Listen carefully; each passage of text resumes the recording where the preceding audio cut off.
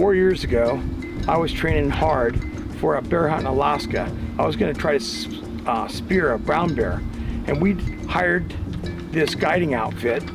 2 years before that, I'd given them a $60,000 deposit, and 2 weeks before we left, they turned yellow, they turned chicken, and they backed out of the hunt. But I'd been training for a whole year. It was just like training to fight Mike Tyson and giving it your all, like Rocky did in the first Rocky movie, training for that first fight. I mean, I was training hard.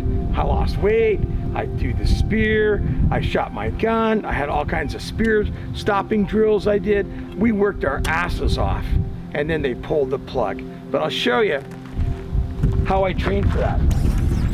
If you're gonna hunt a brown bear on the ground, we're gonna try to get him in a stream bed as he's going by and ambush him. So there's only two things that happens. You hit him with a spear and he rolls away from you, or you hit him for the spear and he comes for you. If he doesn't see you, their eyesight's not that good, and if you can hold still and you have some kind of camouflage or some kind of cover, he's unlikely to see you. But if he sees you, he's gonna come for what hurt him, and the only way you're gonna survive in that encounter is to take him out with your handgun. So I've learned a long time ago to hold the handgun by the barrel. This is a replica of a Super Red Hawk Ruger. Ruger was kind enough to allow me to copy this in rubber. And so I hold this like this, and I hold my spear in this hand. And I wasn't gonna throw any further than 7 or 8 yards. 10 yards, right here, I'm at the 7-yard mark. So I look at that bear and I throw. That's a perfect shot. Then I shove this gun into my hand. If you draw like this, that's too slow. If you have the gun like this, that's too slow. You take it this way, you shove it into your hand. So you shove it in your hand, and then you get offline if you can. And you may be shooting the whole time because he's coming. I may shove it in my hand and start shooting here. And I've done lots of these drills. If you want to practice this, you have to slow down a little bit because it's headshots that'll only work. If you're not hitting this, right here, this area, right there, this is gristle and hair. Nothing there. This is a slanted skull in his nose. If you punch his eye, that would probably work. But this area right in here, on this little bear here, it's a 2-inch circle. On a big brown bear, might be a 5-inch circle.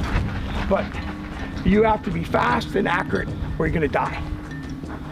Maybe your companions can save you, but you're gonna get mauled badly or you're gonna die. So that's what I trained for. At this time, I'd almost been killed hunting buffalo with a spear. And because I had a Super Red Hawk 454, I was able to save my life.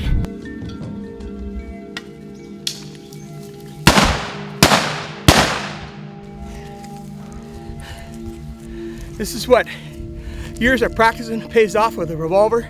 This is what I talked about. We've been stalking this buffalo for an hour. And I thought I had a good shot into him. So I threw my spear, and when I threw that spear, he came up, he brought his head up and hit it. I was spang on into his back. That's how fast his reflexes were. That wasn't a miss, I threw it straight. He just saw it in the air and went whop. And I was pretty confident I could do it again against brown bear, especially when I practiced this a lot. Especially with all the times I've done humpback by wasps.